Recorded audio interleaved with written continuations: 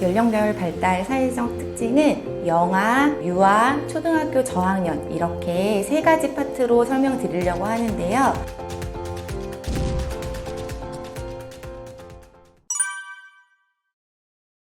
안녕하세요. 저는 교사를 가르치는 교사, 부모를 교육하는 강사 이유정 강사입니다. 교육의 민족 구독자 여러분 만나 뵙게 되어 반갑습니다.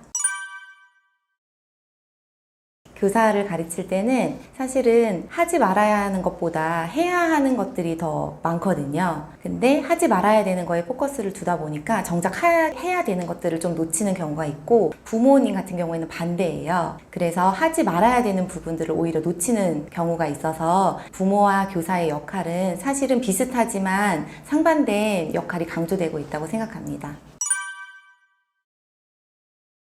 제가 두 아이가 있다고 한번 가정해보고 이야기를 해볼게요. 한 아이는요, 키즈카페나 놀이터를 가면 모르는 친구와 인사를 잘 나누고 어떤 놀이를 하는지 유심히 살펴보고 다가갑니다. 그리고 이야기를 주고받다가 놀이를 시작합니다.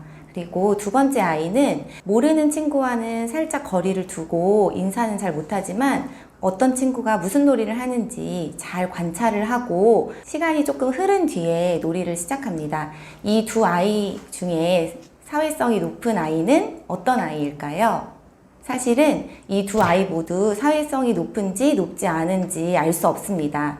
왜냐하면 사회성은 한 아이와 깊은 관계를 유지할 수 있는지 아닌지에 관해서 이야기가 흘러가야 되거든요. 그래서 사회성 같은 경우에는 한 아이랑 깊은 관계를 맺고, 그래서 그 관계를 얼마나 잘 유지하는지 이 부분에 초점을 둔다고 할 수 있습니다. 그래서 사교성은 얼마나 모르는 사람이랑도 쉽게 친해지고 다가가서 그 친구와 가까워질 수 있는지에 대한 기질에 관한 문제고요. 그래서 사회성은 후천적, 사교성은 선천적이라고 할 수 있습니다.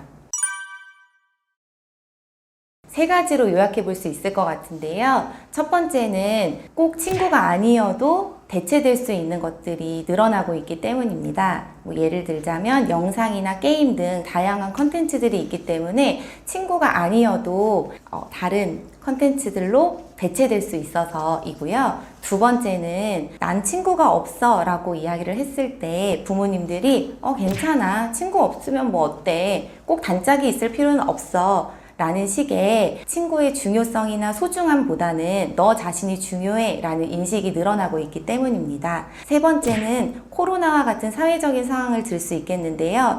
코로나로 인해서 기관 경험이 줄어들고 소통의 기회가 현저하게 부족한 이유가 그 마지막 이유가 되겠습니다.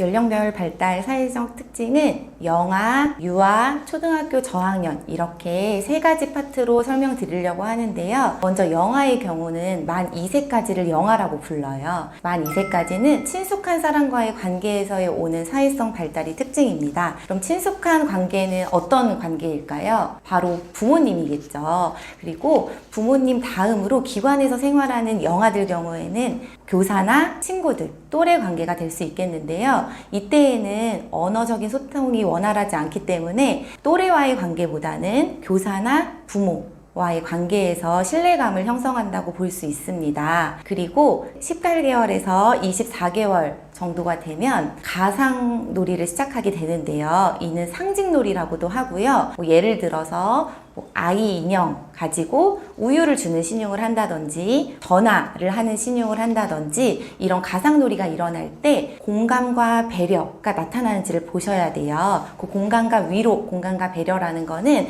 엄마가 아이 귀여워서 막 다친 신용을 할 때도 있죠. 아! 이렇게 하면 아이가 달려와서 호! 이렇게 해주는 경우 많이 있으실 텐데요. 이럴 때에도 아이가 엄마가 아! 라고 소리를 냈을 때 달려가서 후! 해주지 않는, 공감을 보이지 않으면 이런 연습을 많이 상황을 만들어서 해주시는 게 필요해요. 그리고 36개월 전후에는 특별히 좋아하는 친구가 많이 생기게 되는 시기거든요. 그래서 땡땡이가 너무 좋다라고 했을 때에는 그 친구를 위해서 친사회적인 행동이 일어나는지를 한번 살펴보셔야 돼요. 친사회적 행동은 뭐가 있을까요? 도와주는 거, 나눠주는 거, 그리고 아까 얘기해줬던 위로해주는 거, 협동하는 거, 이런 것들이 모두 모두 친사회적 행동인데 영아 같은 경우에는 협동하는 것은 너무 어려우니 뭐 예를 들어서 가지고 있는 거 우리 5개 가지고 있으니까 땡땡이가 좋아하는 이 친구한테 몇 개를 나눠주면 좋을까? 몇 개 정도 나눠줄 수 있어? 하면서 그 상황을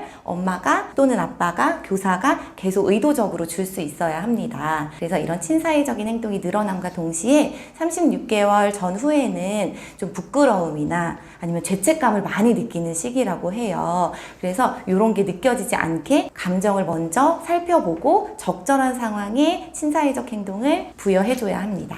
그리고 이제 유아로 넘어가 볼게요. 5세부터는 친구 관계가 조금씩 형성이 되게 되는데요. 어떤 부분이 중요하냐면 친구를 스스로 고를 수 있어야 하거든요.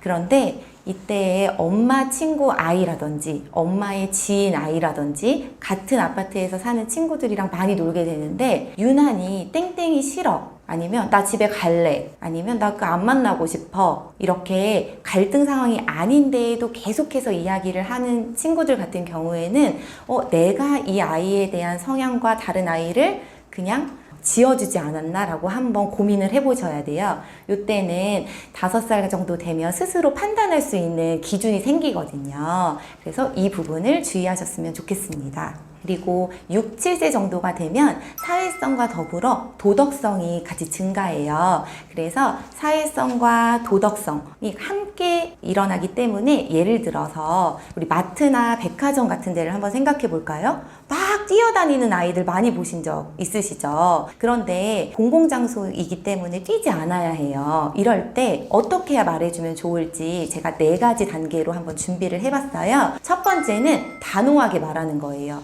왜냐하면 6세, 7세 정도 되면 사회성, 도덕성이 같이 발달하기 때문에 이 도덕성을 함께 길러주는 방법이 필요하거든요.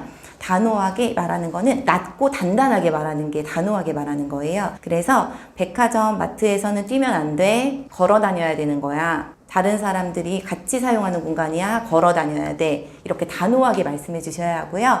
두 번째는 이 단호하게 말해준 거를 보상을 줘야 돼요.